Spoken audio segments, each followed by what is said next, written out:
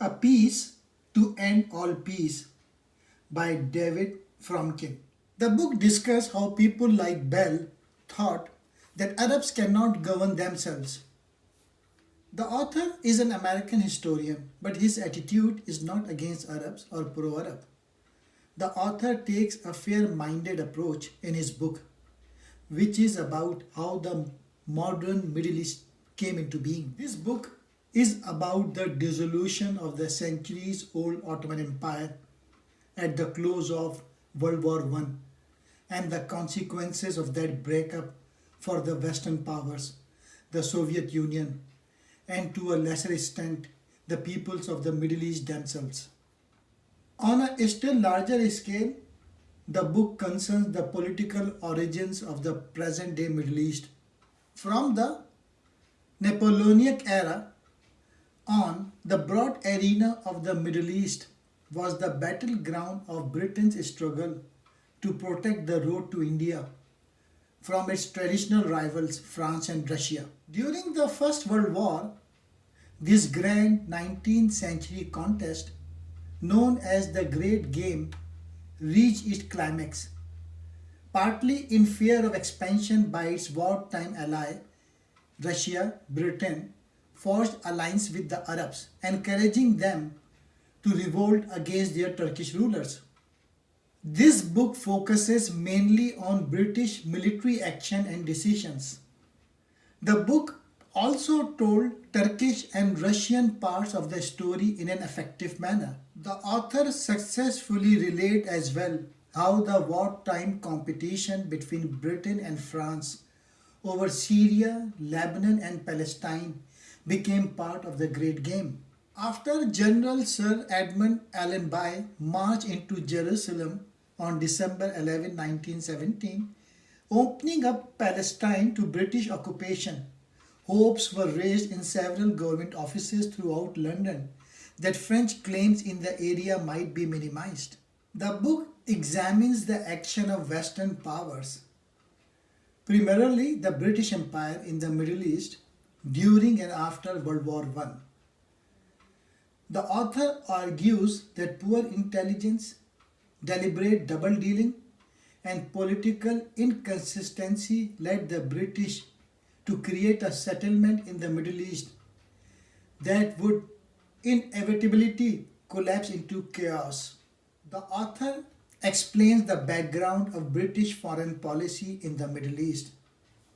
When the First World War broke out, the British feared that the Russians, for now allies but always seen as a threat, would seize the opportunity to expand into the territory of the Ottoman Empire.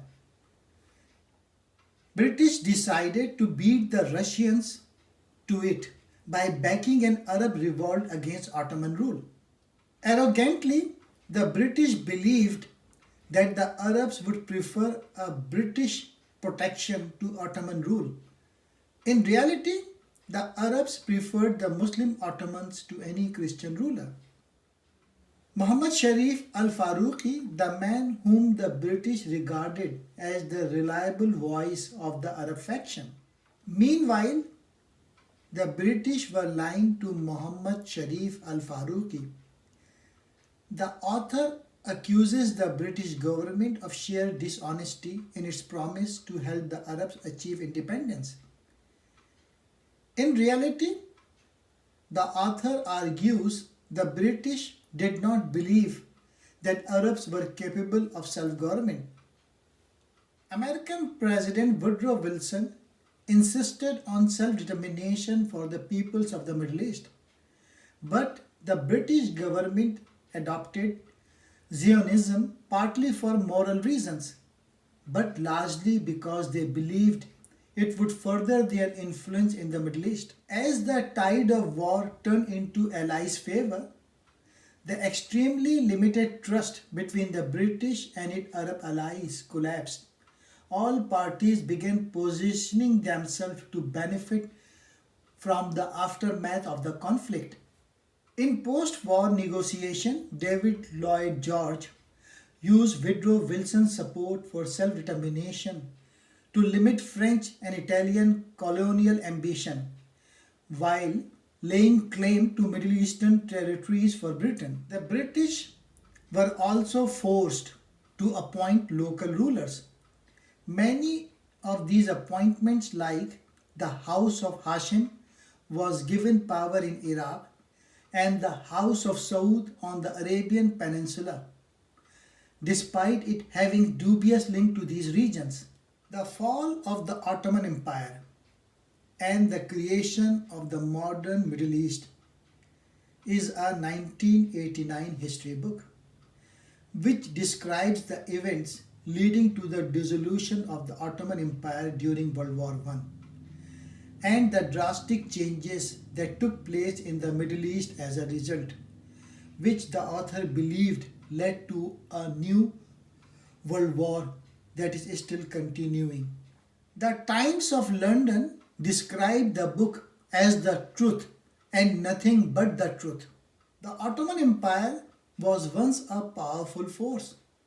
At its peak in 1683, the empire stretched from the gates of Vienna to modern-day Somalia in the south and Mesopotamia in the east, including modern-day states like Iraq, Saudi Arabia, Syria and Turkey. The Ottoman Empire's seats of power was the capital of Constantinople or Istanbul. This book don't just tell the story of one empire.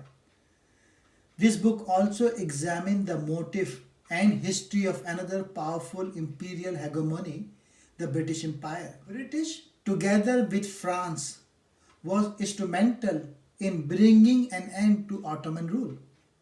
At dawn, on 25th April 1915, Allied troops landed on the Gallipoli Peninsula in Ottoman Turkey. The Gallipoli campaign was the land-based element of a strategy intended to allow Allied ships to pass through the Dardanelles, capture Constantinople, now Istanbul, and ultimately knock Ottoman Turkey out of the war. This failed when the warships were unable to force a way through the straits known as Dardanelles. So, Gallipoli was a failure. The Gallipoli campaign was a costly failure for the Allies, with an estimated 27,000 French and 115,000 British killed or wounded. At the turn of 20th century, the Ottoman Empire had long been in decline. By the turn of the 20th century, the progress resulting from the Industrial Revolution had pushed the countries of the Western Europe to grow both economically and technologically. The Ottoman Empire, meanwhile, was called the sick man of Europe. The Ottoman Empire was a caliphate or an Islamic monarchy based not on nationality but religion. In other words, while the empire was ethnically diverse, the majority of its population was Muslim. Religion played a central role in people's daily life.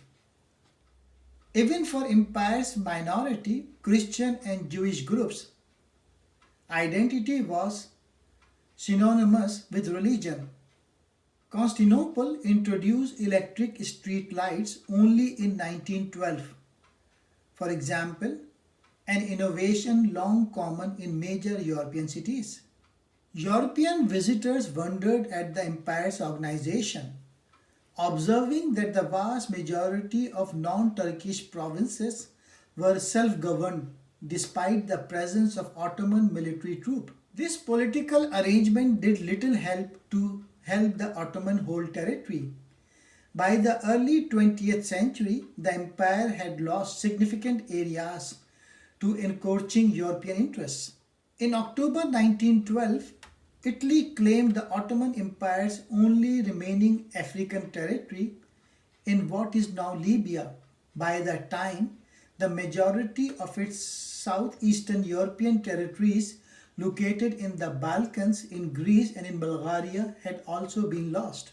So, by the start of World War I, all that was left of the great Ottoman Empire was modern-day Turkey, Lebanon, Jordan, Israel, Iraq, Syria, and much of the Arabian Peninsula. In 1913, the Ottoman Empire found itself facing a political crisis with wide-reaching consequences. With the Ottoman Empire falling apart, a group called the Committee of Union and Progress, also known as Young Turks, decided it was time for a change in leadership. The Young Turks had staged a revolution in 1908 with the goal of returning the empire to a parliamentary democracy. Sultan Abdul Hamid had banned the parliament in 1878. Young Turks seized control of the Ottoman government. Once in power, their priority was to modernize the empire by building railways and introducing electricity. They hoped that pushing for more European standards would prevent Western powers from encroaching on the empire's remaining territories. At the start of World War I, the Ottoman Empire aligned itself with Germany and against the British. Ottoman had formed a secret alliance with Germany after failing to make a pact with Britain. Germany promised to protect the Ottomans against foreign encroachment in return for the empire's neutrality during the war. The deal did not remain secret for long, however. When the British challenged two German warships, Ottoman rulers allowed their secret allies to escape by offering passage through neutral Ottoman waters. In light of this action, the British began to suspect that Germany and the Ottoman Empire had an agreement. Finally, when Ottoman troops began attacking Russia, Britain's ally, in hopes of acquiring territory, the British had enough.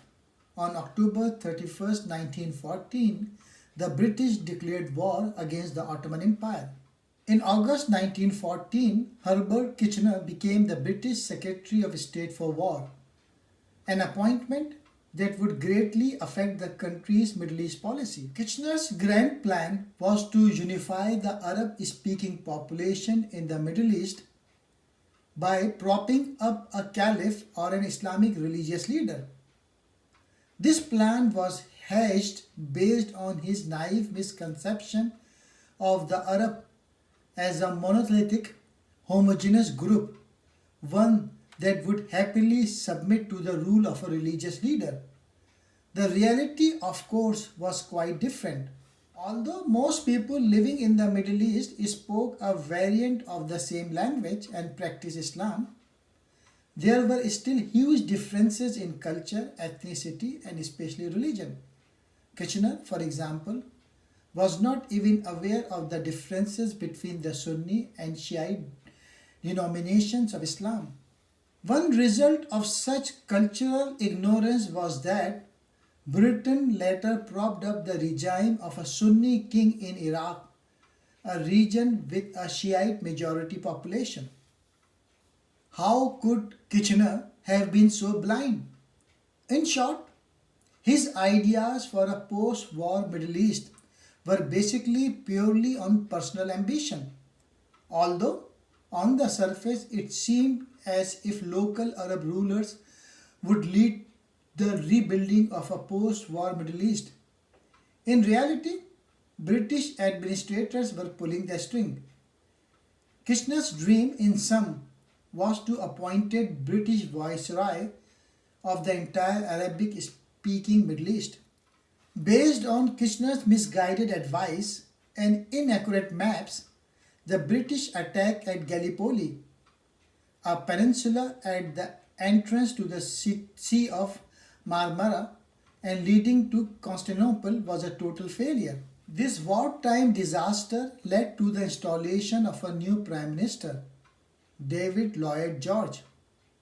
Once in office, he decided a fresh war strategy was needed. Instead of attacking Ottoman power conventionally, Lloyd George decided to inspire an internal rift by harnessing the anti-Turk sentiments of Arabs who had for centuries been subjects of Turkish rule. Mark Sykes, a Middle East expert appointed by Kitchener, had personally surveyed the Middle East. He recommended the appointment of Hussein, the Sharif of Makkah, as a puppet caliph for the entire Arabic-speaking region. That plan did not work out, as talks with Hussein ended with a demand for an independent Arab state, free from European interference. British officers were fully convinced that the Arabs could play a vital role in defeating the Ottomans. T. E. Lawrence, more popularly known as Lawrence of Arabia, was a British army officer who acted as a liaison with Hussein's Arab forces. Lawrence wrote in his memoirs that the Arab troops lacked the discipline and training to effectively engage the Ottoman army, trained according to European rules of engagement. In July 1917, troops led by Lawrence and Hussein took the town of Aqaba, the only port on Palestine's southern coast. Once again, the British realized the usefulness of the rebelling Arab forces. With the path to Palestine and Syria cleared, the troops led by Lawrence and Hussein teamed up with the British station in Cairo and together advanced into Palestine. By December, the armies had claimed Jerusalem and continued to wreak havoc in modern-day Jordan. With Baghdad and Jerusalem under British control, the road to Damascus was now open. British and French politicians reached a compromise that became known as Sykes-Picot Agreement. The term, after drawing up national borders of the Middle East, France would gain the right to rule modern-day Lebanon directly and maintain influence over what became Syria. Britain, in turn, would take most of the modern-day Iraq and Jordan and two ports on the Palestine coast. This compromise would prove to be a disaster. Syrians in particular were strongly opposed to any French interference in their affairs. Meanwhile, the Arab Peninsula would be allowed independence on paper, but the British and French would still exert a strong political and economic influence over the region. The main stumbling block in the negotiation turned out to be Palestine. Britain had slowly started to adopt the ideas of Zionism, a project to establish a home for Jews in Palestine. With Zionism as official government policy, the British were unwilling to give France any influence in Palestine. Britain's support of Zionism, however, was largely the result of Lloyd George becoming Prime Minister. Lloyd George believed it was divine will that the Holy Land would be returned to God's chosen people. In November 1917, with Britain's conquest of Palestine, the British government publicly announced its support of Zionism with the Balfour Declaration. Penned by British Foreign Secretary Arthur Balfour, the declaration outlined Britain's promotion of Jewish migration to the Holy Land, as long as the migration did not infringe on the rights of the indigenous Palestine population. The Balfour Declaration would be remembered as the decision that would effectively ignite one of the longest lasting flashpoints in the region, the Israeli-Palestine conflict. The British decided that Hussein's son Faisal was better suited to lead, as he was more inclined to obey British orders. The British reached out to Ibn Saud, the head of a family that would eventually rule modern-day Saudi Arabia, to lead the people of Arab Peninsula. The British also told Faisal that he would not hold any power in Lebanon or Palestine. Despite his objections, Faisal realized he had little choice in the matter. On October 30, 1918, the Ottomans signed an agreement with Britain, announcing the end of hostilities and the right of Allied forces to occupy any part of the former Ottoman Empire.